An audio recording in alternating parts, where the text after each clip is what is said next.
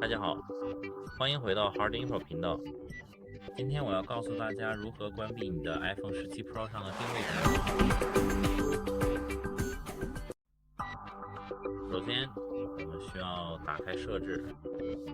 现在我们要向下滚动，直到看到这里的隐私与安全。点击它，然后点击定位服务。要关闭定位功能，点击这里的开关，让这个开关变成灰色。在这里点击关闭，以同意你将无法在查找我的中看到这部 iPhone。实际上就是这样操作的。如果你觉得这个视频好，请不要忘记订阅频道，会有视频出来。你的反馈对我们来说非常重要，就像我说的，就是这样。希望对你有帮助。再见。